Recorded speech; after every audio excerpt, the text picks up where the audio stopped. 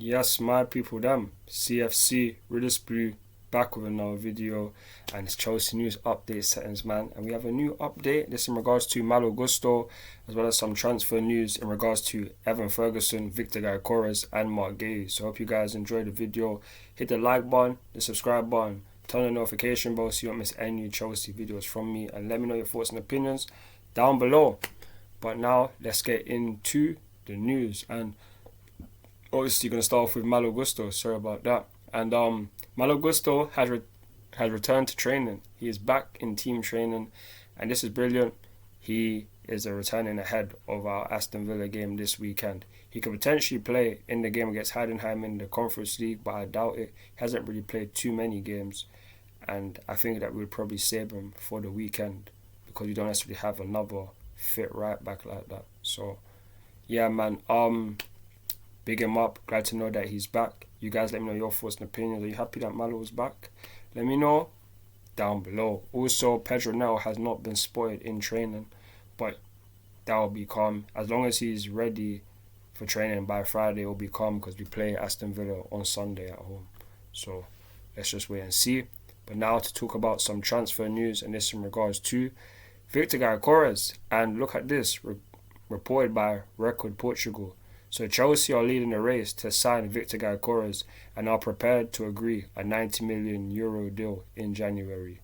This is about £75 million, and loan him back to Sporting Lisbon for the rest of the season. That's what we're looking to do. And we've done these deals in the past. We've signed Malo Gusto from Monaco, or Lille, whoever we signed him from, in January. He stayed there, didn't come to us until last year summer. Just like in Kunku, signed a deal with Leipzig, he didn't come until the next summer. So we've done these things in the past.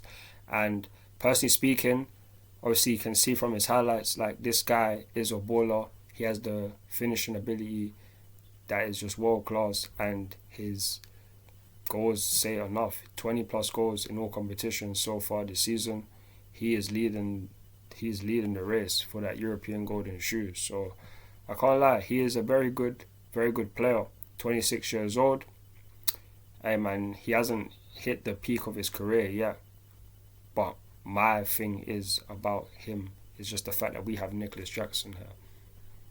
That's the big thing.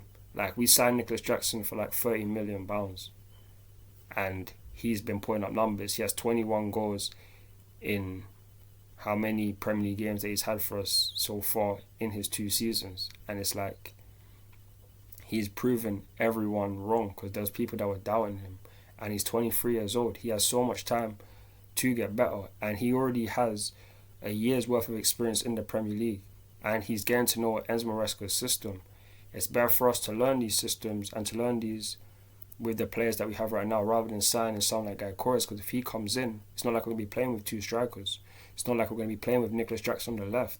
Nicholas Jackson will most likely be on the bench because he is the hot property.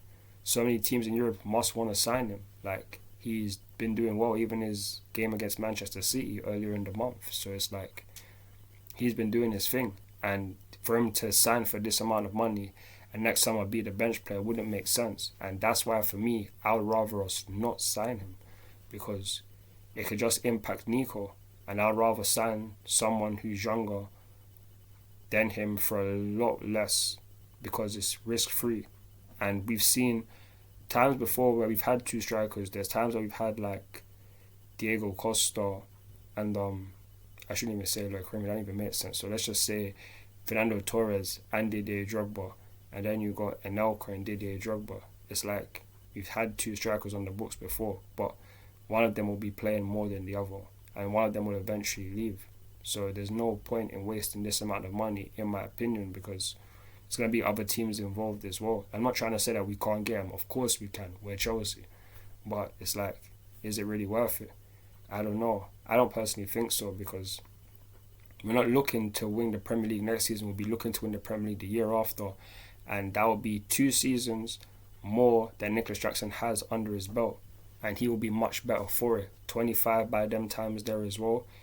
That will be calm. So I'd rather us not sign him. But I want you to let me know your thoughts and opinions down below. Do you think we should sign Gyokores? Yes or no? Let me know down below. Now it's time to talk about man like Marc Guehi, and this was a report by Alex Crook. So Chelsea are considering a summer swoop to re-sign Crystal Palace defender Marc Guehi. Marc Guehi, hey man, he is a Cobham boy, Chelsea Academy graduate, someone who we did sell for like 28 million a couple years ago to Crystal Palace, and can't lie to you, man, I wouldn't necessarily mind signing him back because I've seen him play, especially for England, a lot.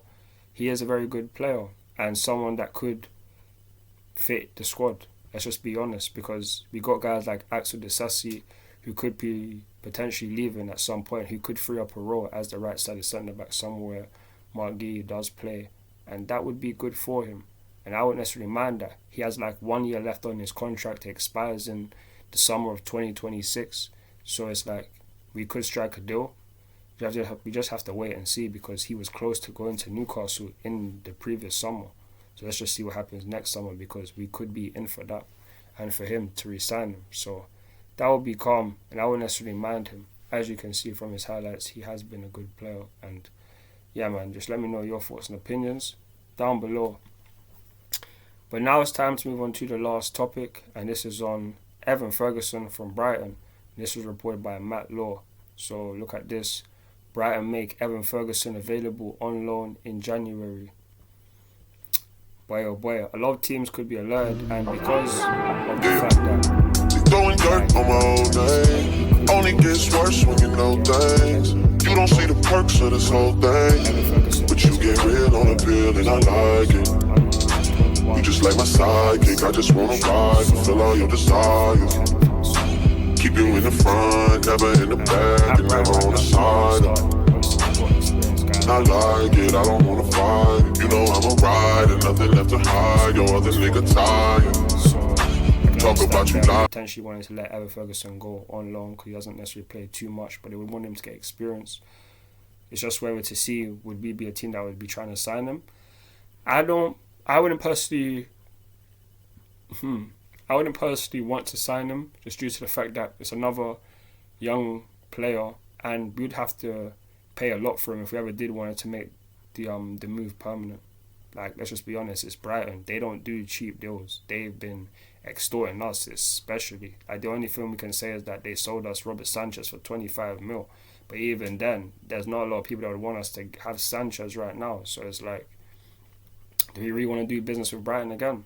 I personally wouldn't. Someone that I'd rather us sign in the future is someone like a Liam Delap, someone who's very good. He's doing his thing with Ipswich, and they could potentially get relegated, which could mean that we could sign him for a good low fee in the summer. So I wouldn't personally mind that. He would be someone that's very good and can be an understudy to Nicholas Jackson. Evan Ferguson could as well, but it would most likely be a very, very hefty bid. So, or a big obligation to buy. So I personally wouldn't want that. And yeah, man, it just doesn't paint the picture. It's better to sign an understudy, someone like Liam Delap, who can be very cheap, just like we signed Marc Guehi for cheap. And yeah, man, this will most likely mean that Nkunku will probably leave in the summer, because we're going to be signing a lot more attackers and someone's going to have to move on. So maybe we sell Nkunku in the summer. It's going to be jarring, but we just have to wait and see. It's a long way to go until the end of the season, and we shall see what will happen between now and then. But January is just around the corner. We'll see what happens for the transfers. But you guys let me know your thoughts and opinions down below. Would you want us to sign Viktor Gyokores? Should we sign Evan Ferguson on loan? Should we get Marc Guehi? Let me know down below. And thank you for checking out this video. Hit the like button, the subscribe button, turn the notification bell. Follow all the socials down below. And yeah, man, have a good Tuesday. In a bit, my people, them. And as always, come on Chelsea. Come on Chelsea. Peace.